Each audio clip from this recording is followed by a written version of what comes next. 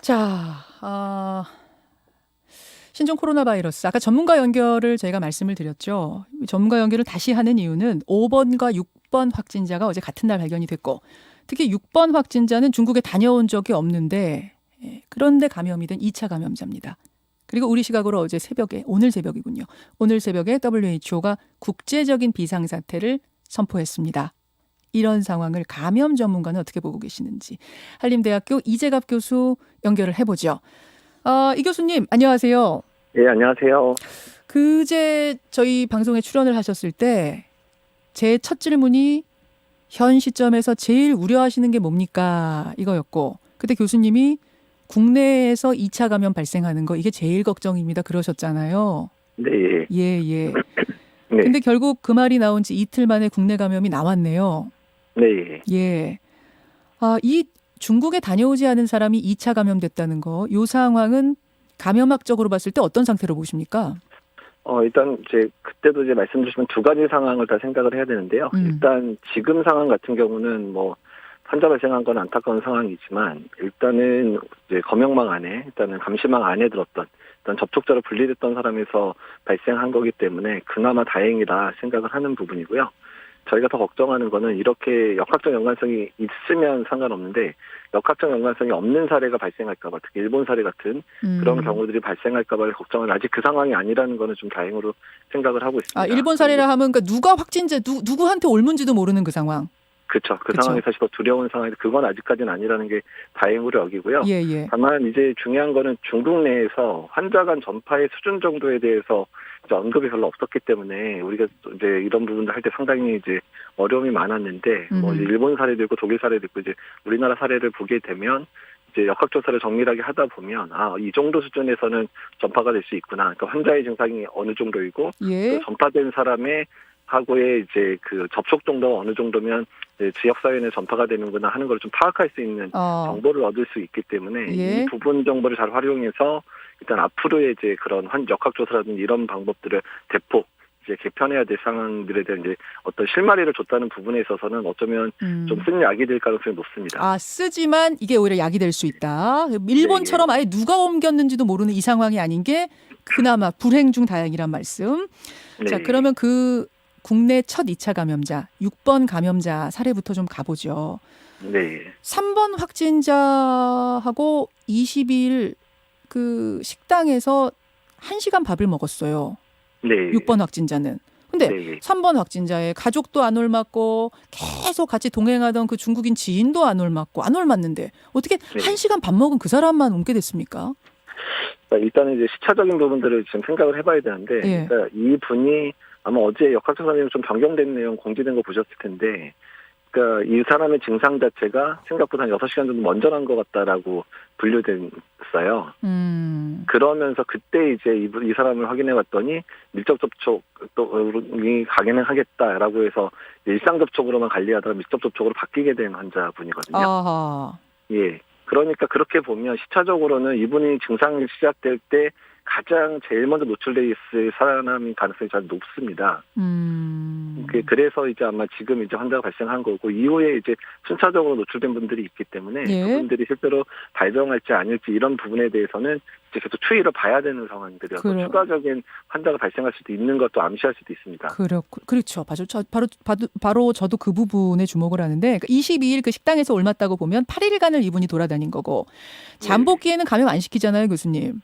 네, 그렇죠. 그러니까 잠복기를 그럼 뺐다라고 치면 한 잠복기를 평균 5.2일 잡으니까 5.2일 뺐다고 치더라도 한 2, 3일은 이분이 감염 상태에서, 바이러스가 발현되는 상태에서 돌아다니신 거라 또 다른 3차 감염자가 나올 가능성도 염두에 둬야 되는 거죠.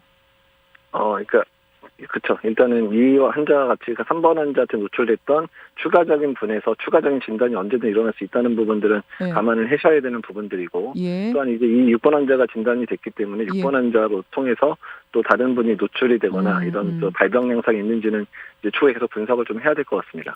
경로를 복지부가 지금 파악 중에 있고, 경로가 파악이 되는 대로 발표를 하겠다고 하는데 이거 조금 서둘러야 되진 않을까 싶어요. 이 경로 발표. 그러니까 두 가지가 다 선행돼야 되는데 서둘러야 되는 것도 중요하지만 정확해야 되거든요. 그래서 이 두 가지를 잘 해야지 이제 만약에 놓치는 예. 접촉자나 이런 것들이 없을 수 있기 때문에 아마 좀 밤새 지금 계속 하고 있는 것으로 알고 있습니다. 5번 증상자, 5번 확진자한테로 좀 넘어가 보죠. 입국한 날이 24일입니다. 중국에서 네. 왔습니다. 공항을 그냥 통과했다는 건 잠복기였거나 아니면 잠복기는 지났는데 무증상이었거나 둘 중에 하나라는 거겠죠? 그럴 가능성이 높죠. 그렇죠. 잠복기에는 뭐 바이러스가 발현이 안 되니까 이건 문제가 없을 거고 잠복기 지났는데 무증상 상태일 경우에는 24일부터 이분이 다닌 모든 경로에 있는 사람들은 다 그럼 상태를 주시하셔야겠네요. 아마 그렇게 역학조사가 좀 이루어질 것 같고요. 예. 그리고 이분 같은 경우는 조금 이제 진단세가 좀 다른 거는 이제 좀 그 역학조사 때 확인해야 되긴 하지만 그 우한 다녀오신 분들에 대한 그 전수조사가 나왔잖아요. 예, 예. 예, 그것 때문에 이미 이제 그 능동감시자로 지정이 돼서 지금 그런 분들에 대해서 좀 검사를 좀 진행 중입니다. 예. 일부러 이제 증상이 없더라도 검사를 진행 중이어서 예. 어쩌면 이제 무증상기에 발견된 환자일 가능성이 높아서 자세한 내용들은 이제 오늘 역학조사 결과 발표되면 확인이 될 것 같습니다. 근데 잠복기 지났으면 무증상기라고 할지라도 지금 전염력이 있을 가능성 열어두고 계시잖아요. 네, 그렇죠. 근데 뭐 높지는 않을 거라 생각해서 다행히 오히려 상당히 조기에 발견된 환자로 생각되기 때문에 어떤 면에서는 좀 다행으로 여기는 부분인 거죠. 알겠습니다. 오늘 새벽에 WHO가 국제적 비상사태라는 걸 선포했습니다. 보니까 네. 2005년 사스 때부터 도입된 제도인데 그 후로 네. 한 6번 이 선포를 했던 거더라고요. 네, 맞습니다. 메르스 때는 국제적 비상사태 선포 안 했던데 그럼 지금 이 정도 상황을 어떻게 봐야 되는 건가요? 이제 메르스 상황은 병원 내에서의 전파 양상들만 보였지 그 지역사회 내 전파가 광범위하게 이루어지지 않았기 때문에 그러니까 그런 페이크를 선언할 이유도 없었고 또 국가 간의 전파, 우리나라 환자들이 다른 국가 가서 또 집단 발병을 일으키거나 이런 건 아니었으니까 상황이 안 맞았고요. 예. 현재로서는 사실은 이제 열흘 전에 1차 회의 있었을 때 어차피 선언을 했었어야 되는 게 아닌가 생각이 드는데 어차피 페이크라고 하는 이 비상사태 선포는 선언적인 의미가 상당히 강하거든요. 근데 사실 그때 선언하지 않았어도 각국 특히 이제 중국의 인접 국가 또 중국에서 이제 많이 유입이 되는 국가들은 페이크 수준 정도로 이미 방역 단계를 올려놨었기 때문에 그러니까 조금 아쉬운 부분은 그렇고요. 사실 페이크 중요한 부분들은 그러니까 준비가 잘 되는 선진국들은 뭐 어떻게 해서든 살아남을 수 있거든요. 어떻게 해서든. 예, 예. 근데 이제 중국 주변에 이제 의료 체계가 잘 안 돼 있거나 방역 체계가 안 돼 있는 국가들 또 중국이 아프리카랑 교류가 많기 때문에 아프리카 같은 국가에서 확산이 됐을 경우에 막을 방법이 그쪽은 만만치 않기 때문에 그렇죠. 국제사회의 관심이나 집중적인 자원이 그런 국가들한테 좀 더 이제 쏠릴 수 있도록 하는 그런 효과를 나타낼 수 있기 때문에 진작에 선포됐어야 되는 게 아니라 생각이 든다는 겁니다. 그런 부분에서는 좀 아쉬움이 있다는 말씀. 네. 다시 국내 이야기로 좀 돌아와서 그 우한 교민들 도착을 했습니다. 비행기에서 곧 내리고 각각의 수용시설로 옮기게 되는데 앞에서부터 방송 들으셨겠지만 지금 주민들은 그래도 불안하다. 그래서 그분들한테 뭐 식자재 공급하는 사람도 있을 거고 어떻게든 그 시설에 드나드는 사람이 있을 텐데 이런 사람들은 어떻게 할 건가가 특히 불안하다고 하세요. 네. 전문가로서 어떻게 그 부분은 좀 조치가 돼야 될 걸로 보세요? 내부에서의 이제 강력한 조치들이 이루어져서 어차피 방 밖으로 아예 못 나오게 할 상황으로 보이고요. 증상이 확인되면 다 이제 국가정경망선으로 옮겨질 거기 때문에 그 안에서 사람 간의 어떤 확산이 되거나 접촉이 될 만한 상황들은 아마 최소화될 거로 생각이 되고요. 예. 어차피 뭐 식사나 이런 것도 뭐 도시락으로 제공될 가능성이 높은 상황들이기 때문에 각각 방에서 도시락 먹는다는 거죠?